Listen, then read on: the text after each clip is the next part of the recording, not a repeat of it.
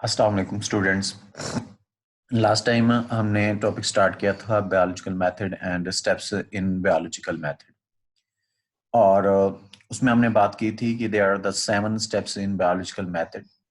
सबसे पहले recognition of biological problem, observations, hypothesis, deductions, और उसके बाद हमने बात की थी डिडक्शंस के बाद एक्सपेरिमेंटेशंस के बाद summarization of results, summarization of results के बाद हमने बात की थी रिपोर्टिंग ऑफ रिजल्ट्स में। लास्ट टाइम हमने जो डिस्कस किया था वो था that was almost about the hypothesis and characteristics of hypothesis. जहां तक हमने डिस्कस किया था उसमें हमने कहा था कि हम जो ऑब्जर्वेशंस बनाते हैं उसमें से एक टेंटेटिव आइडिया फाइंड करते हैं, और वो जो टेंटेटिव एक्सप्लेनेशन है ऑफ द ऑब्जर्वेशंस उसको हमने हाइपोथेसिस का नाम दिया था। फिर उसके बाद हमने उसके कैरेक्टरिस्टिक्स डिस्कस किए थे कि एक गुड हाइपोथेसिस के क्या क्या कैरेक्टरिस्टिक्स होने चाहिए। फिर जब हाइपोथेसिस बन जाता है तो उसको आगे हमने करना होता है टेस्ट। टेस्ट करने के लिए हमें एक्सपेरिमेंट्स करने पड़ते हैं, लेकिन उससे पहले उस हाइपोथेसिस की डिडक्शंस बनाई जाती हैं। अब डिडक्शंस क्या होती हैं? After the hypothesis next steps of biological method. इसमें क्या होता है बेटे?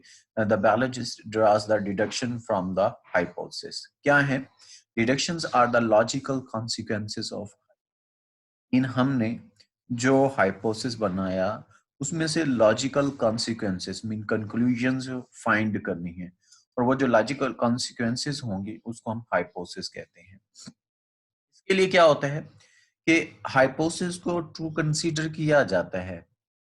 मीन हम हाइपोथेसिस वैसे ट्रू कब होगा या फॉल्स कब होगा? जब हम एक्सपेरिमेंट करेंगे, लेकिन उससे जाने से पहले जब हम डिडक्शंस कर रहे होते हैं उस वक्त तो इसको हम कह लेते हैं that might be true. Mean hypothesis जो है एक्सपेक्ट कर लेते हैं।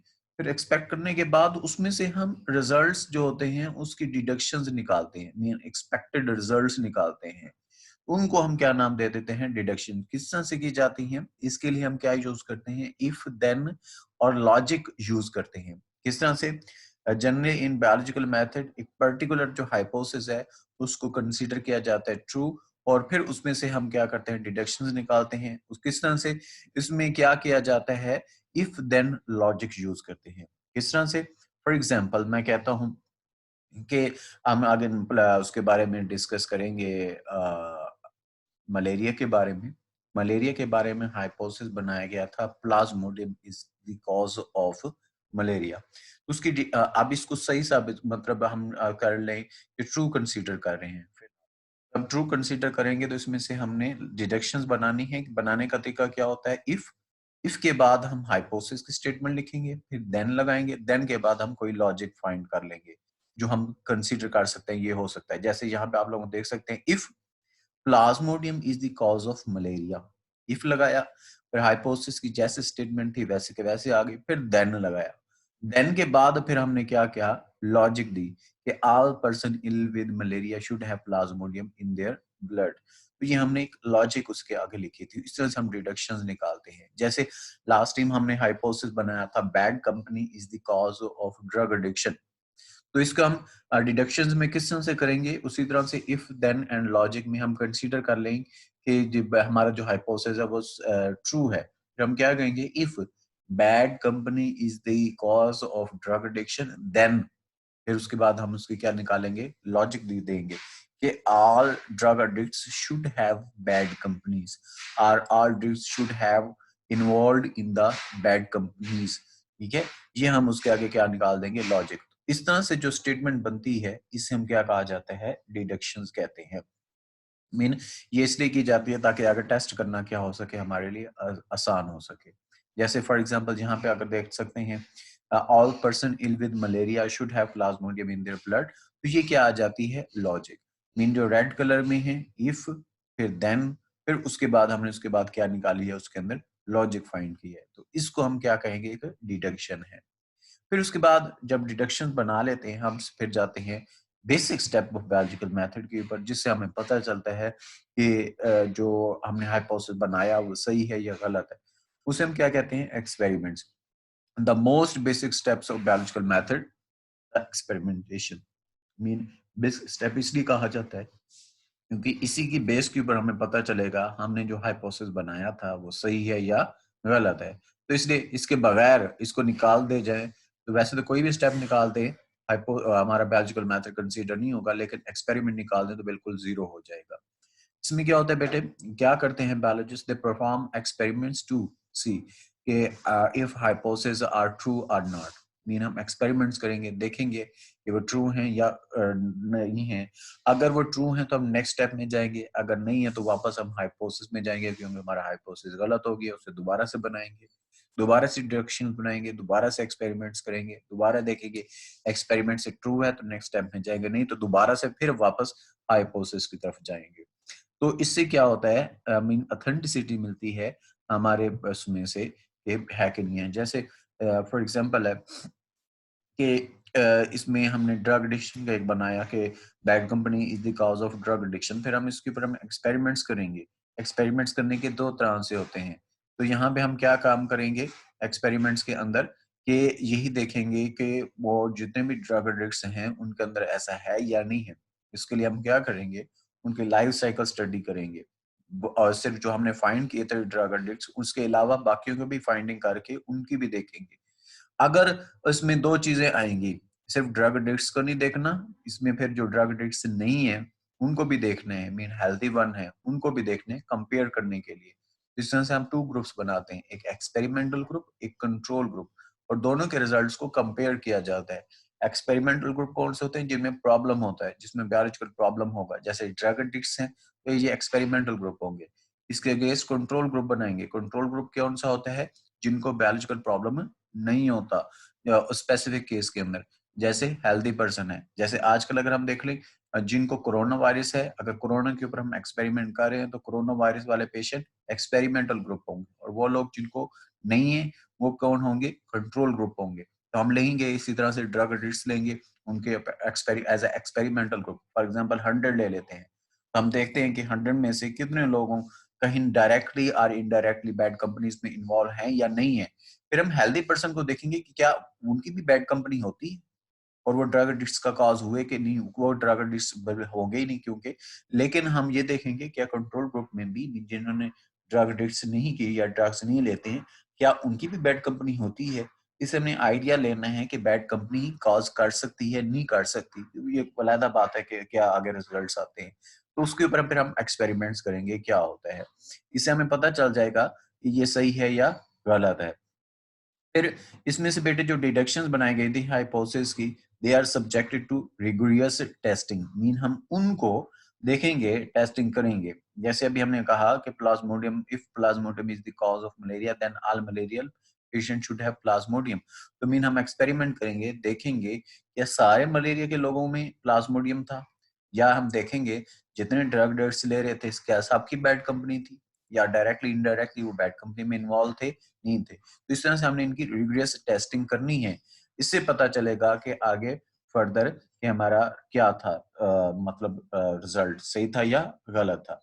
फिर through experimentations biologist learn which hypothesis is correct and which one is incorrect. Basic step इसलिए कंसीडर किया जाता है।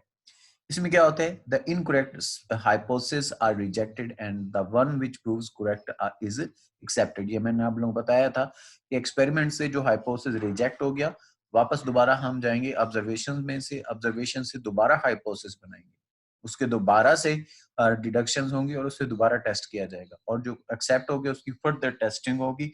और उसके बाद हो सकता है पहली दफा मैंने एक्सपेरिमेंट किया हो गलत हुआ हो, उसकी फर्दर टेस्ट होंगी, फर्दर टेस्ट के बाद अगले स्टेप की तरफ चला जाएगा।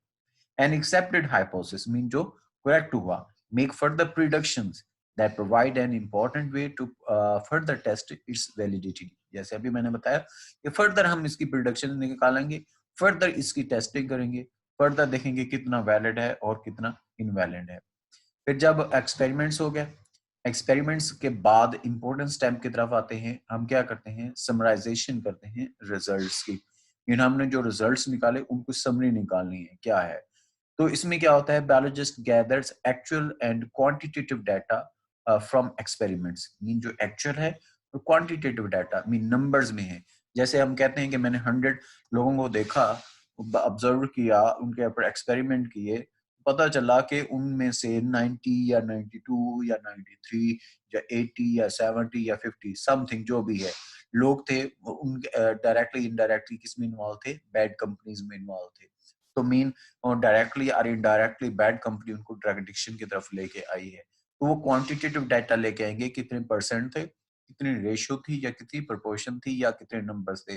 वो मैटर करता है कि हम कौन से उसमें से वैल्यू ले रहे हैं। फिर data for each groups are then averaged. फिर हम उनकी एवरेज करेंगे, कंपेयर करेंगे स्टैटिस्टिकली, मीन रेशियो और प्रोपोर्शन के थ्रू हम उनकी करेंगे। जैसे मैं कहता हूं कि जी मैंने क्या कह सकते हैं कि 100 हेल्दी पर्सन देखे और 100 ड्रग एडिक्ट्स वाले देखे। हेल्दी पर्सन में से 10 लोगों को बैड कंपनी थी, लेकिन उन्होंने वो क्या कह सकते हैं कि ड्रग एडिक्शन नहीं गई। तो हम कहेंगे 10% जो हेल्दी पर्सन है, they have bad companies but they are not involved in drug addiction। फिर मैं दूसरी साइड पे कहता हूँ कि मैंने देखा 93 लोग थे इनकी बैड कंपनीज इन्वॉल्व थी ड्रग एडिक्शन में। फिर हम कहेंगे 93% are those people which have bad companies, जिसमें ड्रग एडिक्शन की कॉज किसने की थी, बैड कंपनी ने की थी। तो फिर इनकी हम एवरेज निकाल सकते हैं, मीन स्टैटिस्टिकली फिर एनालिसिस करेंगे, मीन रेशियो प्रोपोर्शन फाइंड करके उसको हम एनालिसिस करेंगे, परसेंटेज भी फाइंड कर सकते हैं, रेशियो भी फाइंड कर सकते हैं, कोई भी मैथमेटिकल टेक्निक्स इसमें से यूज करके हमने कंपेयर करना है। इसको क्या कहा जाता है, समराइजेशन ऑफ रिजल्ट्स। जैसे मैं गर्ल्स को फॉर एग्जांपल मैं एक एक्सपेरिमेंट देता हूँ कि you have to find the deficiency of calcium in your society. आप लोग क्या करेंगे, सोसाइटी में हर घर में तो नहीं जाएंगे, क्या करेंगे, कोई से 50 10 फीमेल को लेंगे, उनका अज्यूम कर लें, कैल्शियम टेस्ट करेंगे। आप लोग कहते हैं कि सर हमने 10 का लिया था, उसमें से 7 लोगों को कैल्शियम की डेफिशिएंसी थी। तो आप कंक्लूड क्या निकालोगे, रेशियो निकालोगे 10:7। अब इसको सिंपलेस्ट आगे फर्दर नहीं कर सकते, तो फिर आप लोग कह सकते हैं कि सर मेरी सोसाइटी के अंदर हर 10 में से 7 औरतों में कैल्शियम की डेफिशिएंसी है। तो ये हमने उसकी बेटे क्या निकाल दी, स्टैटिस्टिकल एनालिसिस निकाल दिया। ठीक है जी। फिर आपने कहा ना कि जी मैंने 3 लोगों को क्या कह सकते हैं कि कैल्शियम का टेस्ट लिया, या 4 लोगों को लिया, या 5 लोगों को लिया, या 6 को लिया। ठीक है जी, मेरे पास इतने ग्रुप्स थे, फॉर एग्जांपल 10 लोग थे मेरे पास, उसमें से मैंने 5 लोगों का या 6 लोगों का या 7 लोगों का कैल्शियम टेस्ट लिया।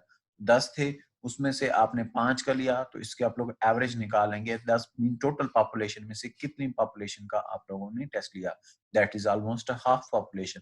तो हम एवरेज उसकी फाइंड कर लेंगे, तो फिर उसको आगे कंपेयर कर सकते हैं। तो ये सारी हम क्या करते हैं, डिफरेंट टूल्स होते हैं, समराइजेशन ऑफ रिजल्ट्स कर रहे होते हैं।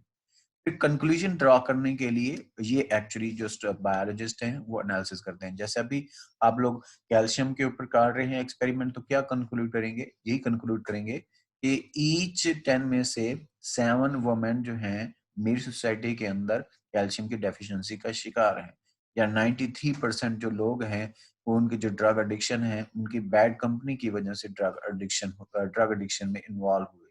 ठीक है, ये हम क्या कर रहे हैं, एनालिसिस कर रहे हैं, कंक्लूजन फाइंड कर रहे हैं। इसको कहा जाता है समराइजेशन ऑफ रिजल्ट्स। लास्ट पे होता है उसे कहा जाता है reporting of results. In report करना, हम जो भी रिसर्चेस करते हैं, बायोलॉजिकल मेथड यूज करते हैं, शुरू में मैंने आप लोगों को बताया था कि हम अपने लिए नहीं कर रहे होते, या डिग्रियां फाइंड करने के लिए नहीं कर रहे होते, या अपने आप को स्कॉलर कर साबित करने के लिए नहीं कर रहे होते। इसका मकसद होता है और इसका एम क्या होता है कि आम लोगों को इसका फायदा हो। तो आम लोगों को फायदा हो, तो जब हम कोई रिजल्ट फाइंड कर लेते हैं, कंक्लूजन निकाल लेते हैं, तो उसका रिजल्ट आम लोगों तक पहुंचाना चाहिए, ताकि आम लोग उसके बारे में जान सकें और उसको आगाही मिल सके और अपने आप को बचा सके।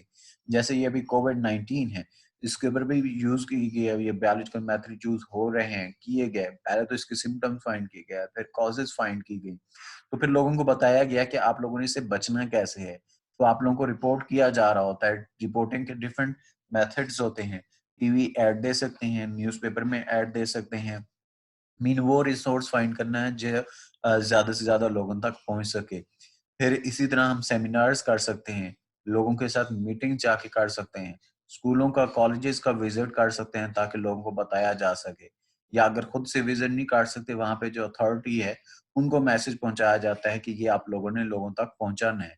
तो इस डिफरेंट वेज होते हैं रिपोर्टिंग ऑफ रिजल्ट्स के, ताकि लोगों को पता चल सके उस बायोलॉजिकल प्रॉब्लम के बारे में और उसे बच किस तरह से सकते हैं। तो biologists publish their findings in scientific journals and books, and in talks at national and international meetings, and in seminars and colleges, universities, and even schools levels. उसमें मैंने आप लोगों को डिफरेंट बता दिया किस तरह से किया जाता है। Publishing of results is an essential part of scientific method because it allows other people to verify the results or apply the knowledge to solve other problems. दो चीजें हैं, एक तो दूसरों लोगों को भी ये फायदा हो जाता है कि फॉर एग्जांपल मैं अगर उसके ऊपर एक्सपेरिमेंट करना चाहता हूँ, बायोलॉजिकल मेथड यूज करना चाहता हूँ, तो मेरे पास नॉलेज आ जाएगा कि पहले बंदे ने क्या किया था। और दूसरा ये है कि दूसरे लोग भी इससे क्या किया जा सकते हैं। ये बेटे थे हमारे overall steps in biological method. Thank you so much. अब